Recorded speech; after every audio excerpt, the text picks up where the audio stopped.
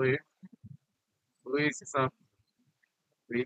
Ça veut dire que voilà, le compteur niveau a un problème parce que les deux compteurs ne doivent pas avoir le même état en même temps. Le jour que les deux ont le même état, c'est qu'il y a problème. Il faut continuer un défaut. Alors ici, pour les défauts, normalement, on peut le faire de manière séparée.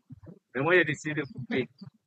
Vous, si arrive que dans une programmation, vous pouvez faire de manière séparée. C'est-à-dire quoi? Ce premier code, vous voyez, le NO, la première, voilà, la première ligne, vous pouvez utiliser une sortie pour le défaut et venir à un second réseau pour finir pour la deuxième ligne et puis un second réseau pour ainsi de suite. Vous voyez un peu ce que je veux dire. Voilà. Donc, voilà. Mais on va le faire comme ça avec une seule sortie.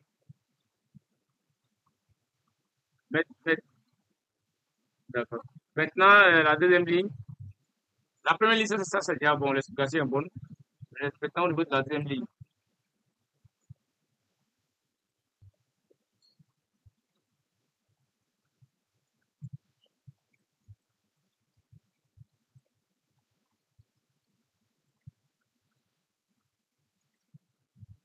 Mettez-le en RNP d'abord.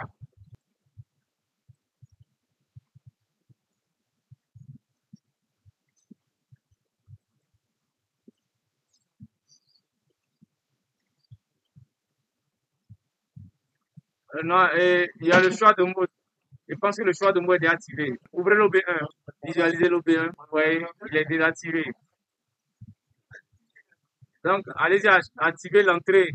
Choix de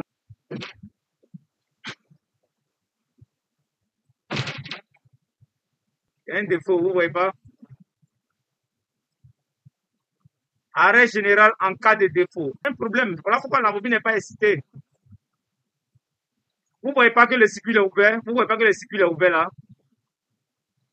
Donc, faites l'occurrence. Non, laissez d'abord. Vous voyez, quand vous avez ce genre de problème là, c'est ce qu'on appelle la recherche de panne. Normalement, cette bobine, elle doit être activée s'il n'y a pas de problème. Donc, du moment où elle n'est pas activée là, ça veut dire qu'il y a problème. Mais quel est l'élément qui empêche la bobine de s'activer? C'est lui.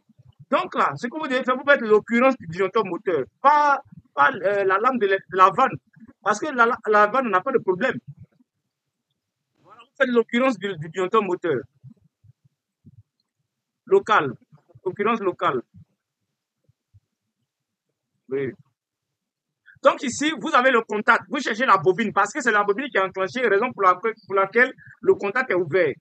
Donc vous, c'est la bobine que vous devez chercher. C'est ça que la recherche de panne. Le contact est ouvert, mais qu'est-ce qui a fait que le contact est ouvert? C'est sa bobine qui est enclenchée quelque part. Donc c'est la bobine, il faut aller chercher. Donc pour pouvoir retrouver la bobine, vous faites l'occurrence où les flèches se dirigent vers l'occurrence locale. Vous voyez, ça vous envoie automatiquement sur la bobine.